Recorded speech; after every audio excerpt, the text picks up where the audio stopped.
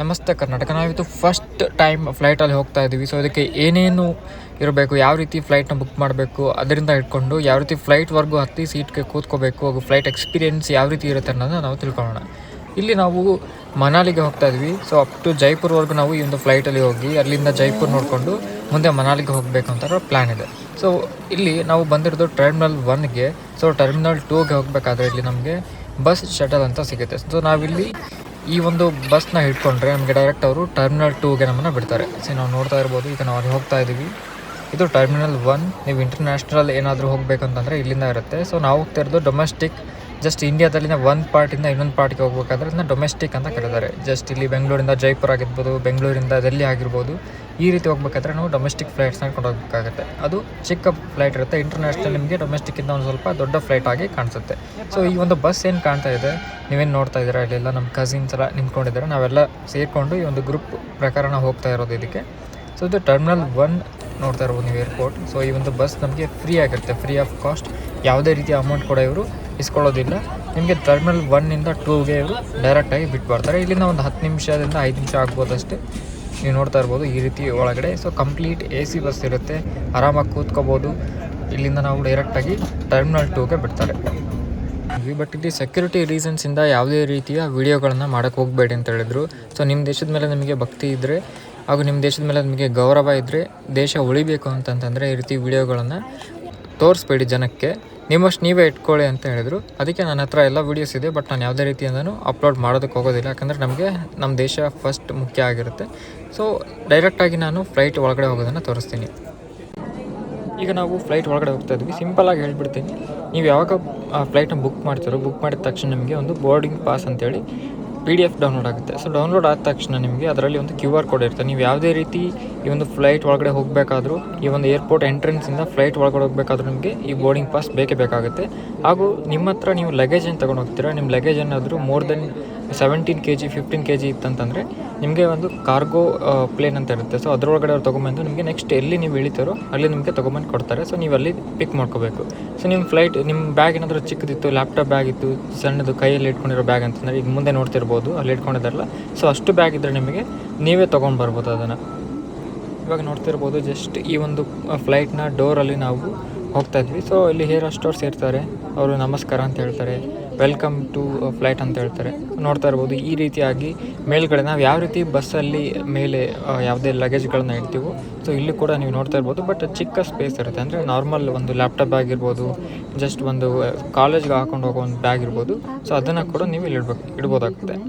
So ನೀವೇನು ನೋಡ್ತಾ ಇದ್ದೀರಾ ಮೇಲ್ಗಡೆ ಎಲ್ಲ, ಸೊ ಈ ರೀತಿ ಬ್ಯಾಗ್ಗಳನ್ನು ನೀವು ಇಡ್ಬೋದಾಗುತ್ತೆ. ಸೊ ನಮ್ಮ ಸೀಟ್ ಬಂದುಬಿಟ್ಟು ನಾನು ವಿಂಡೋ ಸೀಟ್ ಬುಕ್ ಮಾಡಿದ್ದೆ. ಸೊ ಪೂರ್ತಿ ಕೊನೆಗೆ ಬರುತ್ತೆ 28A ಅಂತ ಇರುತ್ತೆ. ಸೊ 28A ಏನು ಬರುತ್ತೆ ಅದು ವಿಂಡೋ ಸೀಟ್ ಆಗಿರುತ್ತೆ. B ಬರೋದು ಅದ್ರ ಪಕ್ಕದ್ದು, C ಬರೋದು, ಸೊ ಕೊನೆ ಸೀಟ್ ಏನು ಕಾಣ್ತಾ ಇದೆ ಅದು C ಆಗಿರುತ್ತೆ. ಸೊ D, E, F ಅಂತ, ಸೊ ಆ ಕಡೆವರೆಗೂ ಕೂಡ ಸೀಟ್ಗಳನ್ನ ಬೇರೆ ಬೇರೆ ಹೆಸರುಗಳಿಂದ ಕರೀತಾರೆ. ಸೊ ನೀವು ಈ ರೀತಿ ಇರುತ್ತೆ, ನೀವು ನೋಡ್ತಾ ಇರ್ಬೋದು ಇಲ್ಲಿ. ಸೊ ನಾನು ವಿಂಡೋ ಅಲ್ಲಿ ಯಾವ ರೀತಿಯಾಗಿ ಕಾಣಿಸುತ್ತೆ, ಹಾಗೂ ಇಲ್ಲಿಂದ ನಾವು ಫಸ್ಟ್ ಮುಂಬೈಗೆ ಹೋಗ್ತೀವಿ. ಸೊ ಮುಂಬೈಯಿಂದ ನಮಗೆ ಜೈಪುರ್ ಹೋಗ್ತೀವಿ. ನೀವೇನಾದರೂ ಫ್ಲೈಟ್ನ ಚೆನ್ನಾಗಿ ಎಕ್ಸ್ಪೀರಿಯೆನ್ಸ್ ಮಾಡಬೇಕು ಅಂತಂದರೆ ನಾನು ಹೇಳಿದೆ ಕಟ್ ಜರ್ನಿ ಹೋಗಿ, ಫಸ್ಟ್ ಒಂದು ಕಡೆ ಹೋಗಿ ಮತ್ತು ಇನ್ನೊಂದು ಕಡೆ ಹೋಗುತ್ತಲ್ಲ, ಆ ರೀತಿ ಜರ್ನಿಗಳನ್ನು ನೀವು ಪ್ರಿಫರ್ ಮಾಡ್ಬೋದು. ಇಲ್ಲ ನನಗೆ ಅರ್ಜೆಂಟ್ ಕೆಲಸ ಇದೆ, ನಾನು ಡೈರೆಕ್ಟಾಗಿ ಹೋಗಬೇಕಂತಂದರೆ, ಸೊ ನಿಮ್ಮ ಎಲ್ಲಿಂದ ಎಲ್ಲಿಗೆ ಹೋಗಬೇಕು ಡೈರೆಕ್ಟ್ ಫ್ಲೈಟ್ ಇರುತ್ತೆ, ಅದನ್ನು ಬುಕ್ ಮಾಡ್ಕೊಳ್ಳಿ. ಜಸ್ಟ್ ಎಕ್ಸ್ಪೀರಿಯೆನ್ಸ್ ಮಾಡಬೇಕು ಫ್ಲೈಟ್ನ ಫಸ್ಟ್ ಟೈಮ್, ನನಗೇನೂ ಕೆಲಸ ಇಲ್ಲ ಅರ್ಜೆಂಟಲ್ಲಿ, ಜಸ್ಟ್ ನಾನು ಫ್ಲೈಟ್ ಸಲುವಾಗಿಯೇ ಹೋಗ್ತಾ ಇದ್ದೀನಿ ಅಂತಂದರೆ, ಸೊ ಯು ಕ್ಯಾನ್ ಟೇಕ್ ಎಲ್ಲಾದರೂ ಬ್ರೇಕ್ಸ್ ಇರುತ್ತಲ್ಲ, ಅಂದರೆ ಈ ಒಂದು ಕಡೆ ಹೋಗಿ ಒಂದು ಕಡೆ ನಿಂತ್ಕೊಂಡು ಮತ್ತೆ ಫ್ಲೈಟ್ ಚೇಂಜ್ ಮಾಡಿ ಮತ್ತೆ ಒಂದು ಕಡೆ ಹೋಗಬೇಕಾಗುತ್ತೆ.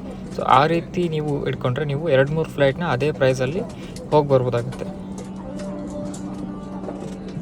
ಏರ್ ಹೋಸ್ಟರ್ಸ್ ಎಲ್ಲ ಕಡೆಯಿಂದ ಹೋಗೋದು ಬರೋದು ಮಾಡ್ತಾ ಇರ್ತಾರೆ. ನಿಮ್ಗೇನಾದರೂ ತಿಂಡಿ ಬೇಕಾದರೆ, ನೀರು ಬೇಕಾದರೆ ಜಸ್ಟ್ ಮೇಲೆ ಒಂದು ಬಟನ್ ಇರುತ್ತೆ, ಅದು ಪ್ರೆಸ್ ಮಾಡಿದ್ರೆ ಕೊಟ್ಬಿಡ್ತಾರೆ. ಸೊ ಅಲ್ಲಿ ಏನು ಕೊನೆಗೆ ಕಾಣ್ತಾ ಇದೆ, ಸೊ ಅದೇ ನನ್ನ ಸೀಟು, ವಿಂಡೋ ಸೀಟ್ ಬುಕ್ ಮಾಡಿದ್ದೆ. ಜಸ್ಟ್ ವಿಂಡೋ ಸೀಟ್ ಬುಕ್ ಮಾಡಬೇಕಂದ್ರೆ ನೀವು ಎಕ್ಸ್ಟ್ರಾ 200 ಪೇ ಮಾಡಬೇಕಾಗುತ್ತೆ. ಸೊ ಮಿಡಿಲ್ ಸೀಟ್ಸ್ ಏನಿರುತ್ತೆ, ಮಿಡಿಲ್ ಸೀಟೆಲ್ಲ ಫ್ರೀ ಇರುತ್ತೆ. ಸೊ ನೀವು ಈ ಯಾವ ರೀತಿ ಬುಕ್ ಮಾಡಬೇಕು ಅನ್ನೋದನ್ನು ಕೂಡ ನಾನು ವೀಡಿಯೋ ಮಾಡಿದ್ದೀನಿ. ಕೆಳಗಡೆ ಡಿಸ್ಕ್ರಿಪ್ಷನಲ್ಲಿ ಲಿಂಕ್ ಕೂಡ ಇದೆ, ನೀವು ಅದು ನೋಡಿ ಯಾವ ರೀತಿ ಬುಕ್ ಮಾಡಬೇಕು ಅಂತ ಹೇಳ್ತಾರೆ. ಸೊ ಇಲ್ಲಿ ನೀವೇನು ನೋಡ್ತಾ ಇದ್ದೀರಾ, ಇವ್ರ ಕ್ಯಾಬಿನ್ ಇರುತ್ತೆ, ಹೇರ್ ಹೋಸ್ಟರ್ಸ್, ಯಾಕೆಲ್ಲ ಅವ್ರಿಗೆ ಬೇಕಾಗಿರೋ, ನಮಗೆ ಬೇಕಾಗಿರೋ ವಾಟರ್ ಬಾಟಲ್ ಇರ್ಬೋದು, ಫುಡ್ ಇರ್ಬೋದು, ಎಲ್ಲ ಅವ್ರ ಹತ್ರ ಸ್ಟೋರ್ ಮಾಡ್ಕೊಂಡು ಇಟ್ಕೊಂಡಿರ್ತಾರೆ. ಮೇಲ್ಗಡೆ ನೀವು ನೋಡ್ತಾ ಇರ್ಬೋದು ಆಕ್ಸಿಜನ್ನ ಅವರು ಜಸ್ಟ್ ಡಿಸ್ಪೆನ್ಸ್ ಮಾಡ್ತಾಯಿದ್ದಾರೆ. ಅಂದರೆ ಈ ಆಕ್ಸಿಜನ್ ಈಗ ನಾವು ಆದಷ್ಟು ಮೇಲೆ ಹೋದಂಗೆಲ್ಲ ಆಕ್ಸಿಜನ್ ಲೆವೆಲ್ ಕಡಿಮೆ ಆಗುತ್ತೆ. ಆಮೇಲೆ ಇಷ್ಟು ಜನ ಉಸಿರಾಡಬೇಕು ಅಂತಂತಂದರೆ ಮೇಲೆ ಹೋದಾಗ ಸೊ ಇದು ಕಂಪ್ಲೀಟ್ ಕ್ಲೋಸ್ಡ್ ಸರ್ಕ್ಯೂಟ್ ಇರುತ್ತೆ. ಸೊ ಆದ್ದರಿಂದ ಈ ರೀತಿಯಾಗಿ ಆಕ್ಸಿಜನ್ನ ಅವರು ಕೊಡ್ತಾರೆ. ಸೊ ಇವಾಗೂ ಕೂಡ ಒಂದು ಸಲ ಆನ್ ಆಗುತ್ತೆ, ಹಾಗೂ ಫ್ಲೈಟಿಂದ ಇಳಿಬೇಕಾದ್ರೆ ಕೂಡ ಒಂದು ಸ್ವಲ್ಪ ನಮಗೆ ಕಾಣಿಸುತ್ತೆ. ಸೊ ಇದು ಯಾವಾಗಲೂ ಇದ್ದೇ ಇರುತ್ತೆ, ಬಟ್ ನಮ್ಮ ಕಣ್ಣಿಗೆ ಕಾಣೋದು ಅಂತಂದರೆ ಇವಾಗ ಮತ್ತು ಫ್ಲೈಟಿಂದ ಇಳಿಬೇಕಾದ್ರೆ ಅವಾಗೂ ಕೂಡ ಒನ್ ಟೈಮ್ ಇದು ಆನ್ ಆಗುತ್ತೆ. ಈ ರೀತಿಯಾಗಿ ನಾವು ಫ್ಲೈಟಲ್ಲಿ ಎಷ್ಟೇ ಮೇಲಕ್ಕೆ ಹೋದರೆ ಅಂದರೆ 35,000 ಫೀಟ್ ಹೋದರೂ ಕೂಡ ನಾವು ಆರಾಮಾಗಿ ಉಸಿರಾಡ್ಬೋದು. ಇಲ್ಲಿ ಮೇಲ್ಗಡೆ ಬಟನ್ಸ್ ಏನು ಕಾಣಿಸುತ್ತಲ್ಲ, ಸೊ ಈ ಬಟನ್ ನೀವು ಒತ್ತಿದರೆ ನಿಮಗೆ ಯಾವುದೇ ಏರ್ ಹೋಸ್ಟೆಸ್ ಇದ್ದರೂ ನಿಮ್ಮ ಹತ್ರ ಡೈರೆಕ್ಟಾಗಿ ಬಂದು ಏನಾಯಿತು ಸರ್ ನಿಮ್ಮ ಪ್ರಾಬ್ಲಮ್ ಏನಂತ ಕೇಳ್ತಾರೆ. ಹೋಗೋಕ್ಕೂ ಮುಂಚೆ ಅವರು ಪ್ರತಿಯೊಂದನ್ನು ಕೂಡ ಈ ರೀತಿ ಇರುತ್ತೆ, ಈ ರೀತಿ ಮಾಸ್ಕ್ ಕೂಡ ಇರುತ್ತೆ ಅಂತ ಹೇಳ್ತಾರೆ.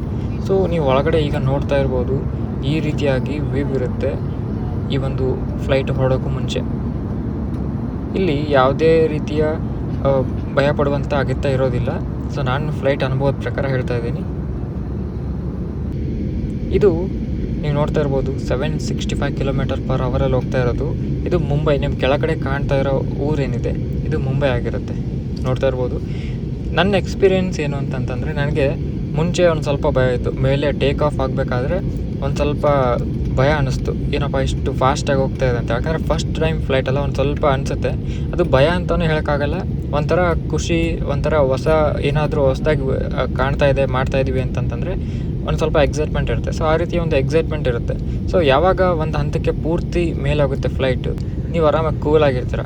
ನೀವು ಕೆಳಗಡೆಯಿಂದ ನೋಡ್ಬೋದು, ನಿಮಗೇನು ಕೂಡ ಭಯ ಆಗೋದಿಲ್ಲ. ಫಸ್ಟ್ ಒಂದು ಮೈಂಡಲ್ಲಿ ಇಟ್ಕೊಳ್ಳಿ. ಸೊ ಯಾವುದೇ ಕಾರಣಕ್ಕೂ ನಿಮಗೆ ಭಯ ಆಗೋದಿಲ್ಲ. ಅಂದರೆ ನೀವು ಅಂದ್ಕೊಂಡಿರ್ಬೋದು ತುಂಬ ಮೇಲೆ ಹೋದಾಗೆಲ್ಲ ನಮಗೆ ಭಯ ಆಗ್ಬೋದು ಫ್ಲೈಟ್ ಅಂತ. ಯಾವುದೇ ಕಾರಣಕ್ಕಾಗಲ್ಲ. ಅದು ಒಂದು ಒಳ್ಳೆ ಎಕ್ಸ್ಪೀರಿಯೆನ್ಸ್ ಆಗುತ್ತೆ ನಿಮ್ಮ ಲೈಫಲ್ಲಿ.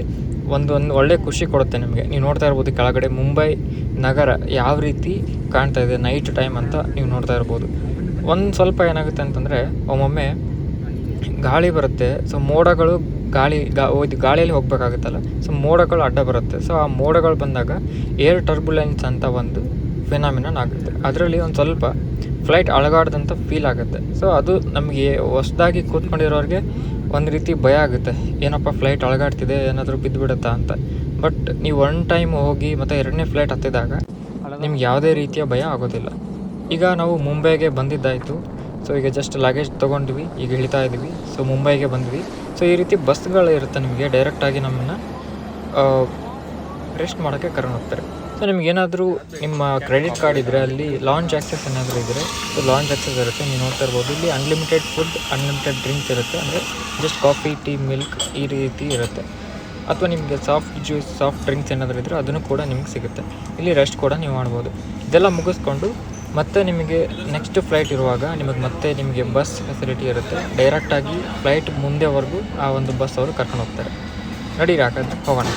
ಸೊ ಮುಂಬೈಯಿಂದ ನಾವು ಈ ಏರ್ ಏಷ್ಯಾ ಫ್ಲೈಟಲ್ಲಿ ಈ ಕಾಣ್ತಾ ಇರೋ ಒಂದು ಪ್ಲೇನಲ್ಲಿ ನಾವು ಜೈಪುರಿಗೆ ಹೋಗ್ತೀವಿ. ಇಲ್ಲಿ ನಾನು ನಿಮಗೆ ಲಾಸ್ಟ್ ಫ್ಲೈಟಲ್ಲಿ ರಾತ್ರಿ ಆಗಿತ್ತು, ನನಗೆ ಏನೂ ತೋರ್ಸೋಕ್ಕಾಗಿಲ್ಲ, I am sorry for that. But ಈ ಒಂದು ಫ್ಲೈಟಲ್ಲಿ ನಾನು ಟೇಕ್ ಆಫ್ ಆಗೋದನ್ನು ಕಂಪ್ಲೀಟಾಗಿ ತೋರಿಸ್ತೀನಿ. ನೋಡ್ತಾ ಇರ್ಬೋದು ನೀವು. ಇಲ್ಲಿ ನಿಮಗೆ ಸ್ಪೀಡ್ ಕೂಡ ನಾನು ಕರೆಕ್ಟಾಗಿ ಮೆಜರ್ ಮಾಡಿ ಹಾಕಿದ್ದೀನಿ, ನೋಡ್ತಾ ಇರ್ಬೋದು. ಸೊ ಇದು ಜಸ್ಟ್ ಒಂದು ಸ್ವಲ್ಪ ಬಿಡ್ತಾರೆ, ಒಂದು ಸ್ವಲ್ಪ ಸ್ಲೋ ಆಗಿ ಹೋಗ್ತಿರ್ತಾರೆ. ಬಟ್ ಸಡನ್ನಾಗಿ ಒಂದು ಸ್ಪೀಡ್ ಬರುತ್ತೆ, ಅದು ಹೇಳೋಕ್ಕಾಗಲ್ಲ. ಅಷ್ಟೊಂದು ನಿಮಗೆ ಎಕ್ಸ್ಪೀರಿಯೆನ್ಸ್ ಆಗುತ್ತೆ. ಸರಿಯಾಗಿ ಕೂತ್ಕೊಂಡಿರೋರು ಹಿಂದಕ್ಕೆ ಬಂದುಬಿಡ್ತಾರೆ, ಅಷ್ಟು ಸ್ಪೀಡ್ ಆಗುತ್ತೆ ಸಡನ್ನಾಗಿ. ನೀವು ನೋಡ್ತಾ ಇರ್ಬೋದು ಸ್ಪೀಡ್ ಯಾವ ರೀತಿ ಜಾಸ್ತಿ ಆಗ್ತಿದೆ. ಹಾಗೂ ನೀವು ಮೇಲಕ್ಕೆ ಹೋದಂಗೆಲ್ಲ ನೀವು ಕೆಳಗಡೆ ನೀವು ಮುಂಬೈ ಸಿಟಿನ ನೋಡ್ಬೋದು. ಸೊ ಆಲ್ರೆಡಿ ರಾತ್ರಿ ಹೊತ್ತು ಮುಂಬೈ ಸಿಟಿ ನೋಡಿದ್ರಿ, ಈಗ ಬೆಳಗ್ಗೆ ಹೊತ್ತು ಮುಂಬೈ ಸಿಟಿ ನೋಡ್ಬಂದ್ರಿ. ಈಗ ನೋಡಿ, ಈಗ ಸ್ಟಾರ್ಟ್ ಆಯಿತು, ಮೇಲಕ್ಕೆ ಸಡನ್ನಾಗಿ ಹೋಗ್ತಾ ಇದೆ. ನೀವು ನೋಡ್ತಾ ಇರ್ಬೋದು ನಿಧಾನಕ್ಕೆ ನಿಮಗೆ ಫೀಲ್ ಆಗುತ್ತೆ. ಒಂದು ಸ್ವಲ್ಪ ಫ್ಲೈಟ್ ಮೇಲಕ್ಕೆ ಆಗುತ್ತೆ, ನೀವು ಕೂತ್ಕೊಂಡಿದ್ದಲ್ಲೇ ಒಂದು ಸ್ವಲ್ಪ ಮೇಲಕ್ಕೆ ಮೂವ್ ಆಗ್ತೀರಾ. ಸೊ ನೋಡ್ತಾ ಇದ್ದೀರಾ ಸ್ವಲ್ಪ ನಿಧಾನಕ್ಕೆ ಮೂವ್ ಆಗ್ತಾಯಿದೆ. So 356 around 360 km/h take off ಆಗುತ್ತೆ. ನೀವು ನೋಡ್ತಾ ಇರ್ಬೋದು ಕೆಳಗಡೆ ಯಾವ ರೀತಿಯಾಗಿ ಒಂದು ಮುಂಬೈ ನಗರ ಕಾಣ್ತಾ ಇದೆ ಅಂಥೇಳಿ. ಸೊ ಇದು ಆಲ್ಮೋಸ್ಟ್ ನಮ್ಮ ಪ್ರಯಾಣ ಏನಿರುತ್ತೆ ಸಮುದ್ರದ ಮೇಲೆ ಆಗುತ್ತೆ. ಇದೇನು ಈ ಮುಂಬೈ ಸಿಟಿ ದಾಟ್ಬಿಟ್ರೆ ನಿಮಗೆ ಅಲ್ಲಿ ಮುಂದೆ ಕಾಣ್ತಾ ಇರೋದೇ ಒಂದು ಸಮುದ್ರ ಆಗಿರುತ್ತೆ. ಈ ಸಮುದ್ರದ ಮೇಲೇ ನಮಗೆ ಪೂರ್ತಿ ಪ್ರಯಾಣ ಆಗುತ್ತೆ. ಹೀಗೆ ಏರ್ ಹೋಸ್ಟರ್ಸ್ ಏನೇನು ಹೇಳ್ತಿರ್ತಾರೆ ಸ್ಟಾರ್ಟಿಂಗು. ಸೊ ನಿಮಗೆ ಯಾವ ರೀತಿಯಾಗಿರಬೇಕು ಅಂತಂದರೆ ನಿಮಗೆ ಒಂದು ಆಕ್ಸಿಜನ್ ಮಾಸ್ಕ್ ಇರುತ್ತೆ. ಸೊ ಪ್ರತಿಯೊಬ್ಬರು ಕೂಡ SpO2 ಲೆವೆಲ್ ಒಂದೇ ಇರೋದಿಲ್ಲ, ಕೆಲವೊಬ್ಬರಿಗೆ ಕಡಿಮೆ ಇರುತ್ತೆ. ಸೊ ಅವರಿಗೋಸ್ಕರನೇ ಏನಾದರೂ ಆಕ್ಸಿಜನ್ ಅಥವಾ ಉಸಿರಾಟ ತೊಂದರೆ ಆದರೆ ಅವ್ರಿಗೆ ಆಕ್ಸಿಜನ್ ಮಾಸ್ಕ್ ಇರುತ್ತೆ. ಸೊ ಆ ಮಾಸ್ಕ್ ಹಾಕ್ಕೊಂಡು ನೀವು ಉಸಿರಾಡ್ಬೋದು. ಇನ್ನು ಕೆಲವೊಬ್ರಿಗೆ ಏನಾಗುತ್ತೆ ಅಂತಂದರೆ ಅವ್ರು ಹೇಳಿರೋದೇನೆಂದರೆ, ಏನಾದರೂ ಅಕಸ್ಮಾತಾಗಿ ಏರ್ ಆಕ್ಸಿಡೆಂಟ್ ಆಯಿತು ಅಂದರೆ, ಫ್ಲೈಟ್ ಆಕ್ಸಿಡೆಂಟ್ ಆಯಿತು ಅಂತಂದರೆ ಬೀಳೋದು ಸಮುದ್ರಕ್ಕೆ ಬೀಳುತ್ತೆ. ಸೊ ಆ ಟೈಮಲ್ಲಿ ಸೀಟ್ ಕೆಳಗಡೆ ಒಂದು ನಿಮ್ಮ ಜೀವ ರಕ್ಷಕ ಇರುತ್ತೆ. ಅಂದರೆ ಅದನ್ನು ಹಾಕ್ಕೊಂಡಾಗ ನೀವು ಆರಾಮಾಗಿ ಈಜಾಡ್ಬೋದು. ಈಜಾಡಿಲ್ಲ ಅಂದರೂ ಕೂಡ ನೀವು ನೀರಲ್ಲೇ ಇರ್ತೀರ. ಸೊ ಅದನ್ನು ಅವರು ಹೇಳ್ತಾರೆ, ಈ ರೀತಿ ಹಾಕ್ಕೋಬೇಕು, ಈ ರೀತಿ ಮಾಡಬೇಕಂತ. ಸೊ ಅದೆಲ್ಲ ಏನೂ ಆಗೋದಿಲ್ಲ, ಬಟ್ ನಾವು ಪಾಸಿಟಿವ್ ಆಗಿರಬೇಕು. ಆಮೇಲೆ ಎಷ್ಟೋ ಫ್ಲೈಟ್ ಓಡಾಡುತ್ತೆ ದಿನ ಕೂಡ, ಯಾವುದೂ ಕೂಡ ಆಗೋಗಿರೋದಿಲ್ಲ. ಸೊ ಯಾವುದೇ ಭಯ ಇಟ್ಕೊಬೇಡಿ. ಕೆಲವೊಂದು ಜನ ಭಯ ಇಟ್ಕೊಂಡು ಫ್ಲೈಟಲ್ಲೇ ಓಡಾಡೋದಿಲ್ಲ. ಆ ರೀತಿ ಏನೂ ಆಗೋದಿಲ್ಲ, ಆರಾಮಾಗಿ ನೀವು ಫ್ಲೈಟಲ್ಲಿ ಓಡಾಡ್ಬೋದು. ನೋಡಿ ಈ ಥರ ಆಗುತ್ತೆ ಒಮ್ಮೊಮ್ಮೆ. ನೋಡಿ ಸಡನ್ನಾಗಿ ಅವರು ಶಿಫ್ಟ್ ಮಾಡ್ತಾರೆ, ಅಂದರೆ ಬೇರೆ ಕಡೆ ಟರ್ನ್ ಮಾಡಿದಾಗ ಒಂದು ಸ್ವಲ್ಪ ನಿಮಗೆ ಒಂದು ರೀತಿ ಎಕ್ಸೈಟ್ಮೆಂಟ್ ಆಗುತ್ತೆ. ಒಂದು ರೀತಿ ಆ ಒಂದು ಅನುಭವನೇ ಬೇರೆ ಇರುತ್ತೆ. ಒಂದು ಸ್ವಲ್ಪ ಭಯ ಅನ್ನಿಸ್ಬೋದು, ಬಟ್ ಅದು ಭಯ ಅಲ್ಲ. ಆ್ಯಕ್ಚುಲಿ ಅದೊಂದು ರೀತಿ ಒಳ್ಳೆ ಎಕ್ಸ್ಪೀರಿಯೆನ್ಸ್ ಆಗಿರುತ್ತೆ, ಒಂದು ಎಕ್ಸೈಟ್ಮೆಂಟ್ ಆಗಿರುತ್ತೆ. ಅಷ್ಟು ಉತ್ಸಾಹ ಸಿಗುತ್ತೆ. ನೀವು ಕೆಳಗಡೆ ನೋಡ್ತಾ ಇರ್ಬೋದು, ಮೋಡಗಳಿದೆ. ಆ ಮೋಡಗಳ ಕೆಳಗಡೆ ನಮಗೆ ಸಮುದ್ರ ಸಿಗುತ್ತೆ. ಅಂದರೆ ನಾವೀಗ ಸಮುದ್ರದ ಮೇಲ್ಗಡೆ ಹೋಗ್ತಾ ಇದ್ವಿ. ಊರಿಂದ ಸಮುದ್ರ ಅಂತಂದರೆ ಆಲ್ಮೋಸ್ಟ್ ಒಂದು 100-150 ಕಿಲೋಮೀಟರ್ ನಡುವೆ ಇದ್ದೀವಿ ಸಮುದ್ರದಲ್ಲಿ. ಅಂದರೆ ಅಷ್ಟು ಆಳವಾದಂಥ ಸಮುದ್ರದ ಮೇಲ್ಗಡೆ ನಮಗೆ ಮೋಡಗಳು ಕಾಣ್ತಾ ಇದೆ. ಆ ಮೋಡಗಳ ಮೇಲೆ ನಾವಿದ್ದೀವಿ ಅಂತಂದರೆ ಎಷ್ಟು ಎತ್ತರದಲ್ಲಿ, ಒಂದು 35,000 ಫೀಟ್ ಮೇಲೆ ನಾವು ಬಂದಿರ್ತೀವಿ ಹಾರಾಡೋದಕ್ಕೆ. ನೀವು ನೋಡ್ತಾ ಇರ್ಬೋದು, ಅಲ್ಲಿ ಒಂದು ವೈಟ್ ಲೈನ್ ಕಾಣ್ತಿದೆಯಲ್ಲ, ಆ ವೈಟ್ ಲೈನೆಲ್ಲ ನಾವು ಮೋಡಗಳ ಒಂದು ರಾಶಿ ಇರುತ್ತೆ. ಆ ಮೋಡಗಳ ಮೇಲ್ಗಡೆ ನಾವಿದ್ದೀವಿ ಇವಾಗ. ನೀವು ಕೆಳಗಡೆ ನೋಡ್ತಾ ಇರ್ಬೋದು, ಇದು ರಾಜಸ್ಥಾನದಲ್ಲಿ ಬರುವಂಥ ಒಂದು ಪ್ರದೇಶ ಆಗಿರುತ್ತೆ. ನೀವು ಅಲ್ಲಿ ಒಂದು ಸ್ವಲ್ಪ ಡ್ಯಾಮ್ಗಳನ್ನ ನೋಡ್ಬೋದು, ಚಿಕ್ಕ ಚಿಕ್ಕ ಡ್ಯಾಮ್ಗಳಿದೆ. ಹಾಗೂ ಅಲ್ಲಿ ವೈಟ್ ಪ್ಯಾಚಸ್ ಥರ ಕಾಣಿಸ್ತಾ ಇರೋದು ಅಲ್ಲಿ ಇರುವಂಥ ಒಂದು ಹಳ್ಳಿಗಳು ಅಥವಾ ಒಂದು ಚಿಕ್ಕ ಚಿಕ್ಕ ಪಟ್ಟಣಗಳಾಗಿರುತ್ತೆ. ನೀವು ಅಲ್ಲಿ ನೋಡ್ಬೋದು, ಎಷ್ಟು ಒಂದು ಪಟ್ಟಣ ನಮಗೆ ಚಿಕ್ಕ ಒಂದು ಇರುವೆ ಅಂತ ಕಾಣ್ತಾ ಇದೆ ಅಂತಂದರೆ ನಾವು ಎಷ್ಟು ಮೇಲೆ ಬಂದಿರ್ತೀವಿ ಅನ್ನೋದು ನಮಗೆ ಭಾಸವಾಗುತ್ತೆ. ಹಾಗೆ ಈಗ ನಾವು ಜಸ್ಟ್ ಜೈಪುರ್ಗೆ ಬಂದ್ವಿ. ಜೈಪುರ್ ಬಂದಾಗ ನಮ್ಮ ಫ್ಲೈಟ್ ಲ್ಯಾಂಡ್ ಆಗುತ್ತೆ. ಸೊ ಲ್ಯಾಂಡ್ ಆಗೋದು ಕೂಡ ನಾನು ವಿಡಿಯೋನ ಮಾಡಿದ್ದೀನಿ.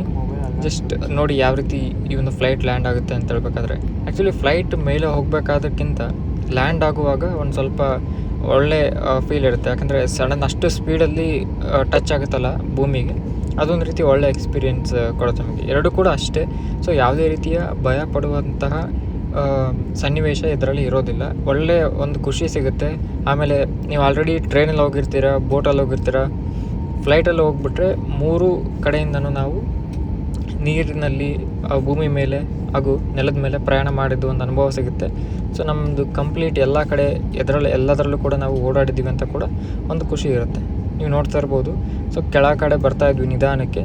ಸೊ ಇನ್ನೇನು ಕೆಲವೇ ನಿಮಿಷಗಳಲ್ಲಿ ನಮ್ಮನ್ನು ಲ್ಯಾಂಡ್ ಮಾಡ್ತಾರೆ. ಹಾಗೂ ಈ ಒಂದು ಫ್ಲೈಟ್ನ ನೀವು ಬುಕ್ ಮಾಡಬೇಕು ಅಂತಂದರೆ ಯಾವ ರೀತಿ ಬುಕ್ ಮಾಡಬೇಕಂತ ಒಂದು ರೀತಿ ಕ್ವಶನ್ ಮಾರ್ಕ್ ಇರುತ್ತೆ. ಫ್ಲೈಟ್ ಯಾವ ರೀತಿ ನಮಗೆ ವಿಂಡೋ ಸೀಟ್ ಬೇಕು ಅಥವಾ ಕಡಿಮೆ ಪ್ರೈಸ್ ಎಲ್ಲಿ ಸಿಗುತ್ತೆ ಅಂತ. ಸೊ ನಾನು ಫ್ಲೈಟ್ ಬುಕ್ ಮಾಡೋದನ್ನು ಕೂಡ ಒಂದು ವಿಡಿಯೋ ಮಾಡಿದ್ದೀನಿ. ಸೊ ಅದನ್ನು ಕೂಡ ಈ ವಿಡಿಯೋ ಜೊತೆಗೆ ಹಾಕಿರ್ತೀನಿ, ಕೆಳಗಡೆ ಡಿಸ್ಕ್ರಿಪ್ಷನಲ್ಲಿ ಲಿಂಕ್ ಇದೆ. ಸೊ ಅದನ್ನು ಯೂಸ್ ಮಾಡ್ಕೊಂಡು ನೀವು ಈ ಒಂದು ಫ್ಲೈಟ್ ಯಾವ ರೀತಿ ಬುಕ್ ಮಾಡಬೇಕು ಅಂತ ಕೂಡ ನೋಡ್ಕೊಳ್ಳಿ.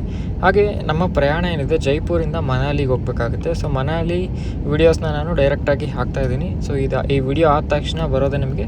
ಸೊ ಮನಾಲಿ ಅಲ್ಲಿರುವಂಥ ವಿಡಿಯೋಗಳು, ಹಾಗೂ ಮನಾಲಿಯಲ್ಲಿ ನಾವು ಕೆಲವೊಂದು ಆಟಗಳನ್ನು ಆಡಿದ್ವಿ. ಪ್ರತಿಯೊಂದು ಆಟಗಳನ್ನು ಕೂಡ ನಾನು ವಿಡಿಯೋ ಮಾಡಿದ್ದೀನಿ. ಅದನ್ನೆಲ್ಲ ಕೂಡ ನಿಮಗೆ ಹಾಕ್ತಾ ಹೋಗ್ತೀನಿ. ಸೊ ಈ ಒಂದು ವಿಡಿಯೋ ನಿಮಗೆ ಇಷ್ಟ ಆಗಿದ್ದರೆ ದಯವಿಟ್ಟು ಕಮೆಂಟ್ ಸೆಕ್ಷನಲ್ಲಿ ನಿಮಗೆ ಈ ವಿಡಿಯೋ ಬಗ್ಗೆ ಏನು ಅನ್ನಿಸ್ತು ಅಂತ ಬರೀರಿ. ಅಥವಾ ಬೇರೆ ಯಾವುದಾದ್ರೂ ಪ್ಲೇಸ್ಗೆ ಹೋಗಬೇಕು ಅಂತಂದರೆ ದಯವಿಟ್ಟು ಆ ಒಂದು ಪ್ಲೇಸ್ ಬಗ್ಗೆ ನನಗೆ ಒಂದು ಸ್ವಲ್ಪ ಇನ್ಫಾರ್ಮೇಷನ್ ಕೊಟ್ಟರೆ ನಾನು ಆ ಪ್ಲೇಸ್ಗೆ ಹೋಗಿ ನಿಮಗೆ ಅಲ್ಲಿರುವಂಥ ಪೂರ್ತಿ ವಿಶೇಷತೆಗಳನ್ನು ನಿಮಗೆ ತಿಳಿಸ್ತೀನಿ. ನೋಡಿ, ಜಸ್ಟ್ ನಾವು ಲ್ಯಾಂಡ್ ಆದ್ವಿ ಜೈಪುರಲ್ಲಿ.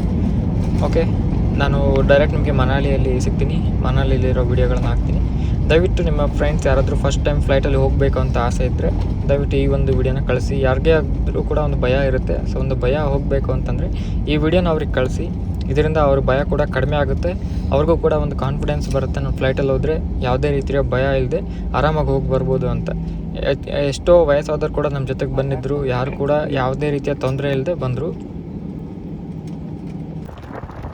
ನೆಕ್ಸ್ಟ್ ಕುಲು ಮನಾಲಿಗೆ ಹೋಗ್ತಾ ಇರೋದು.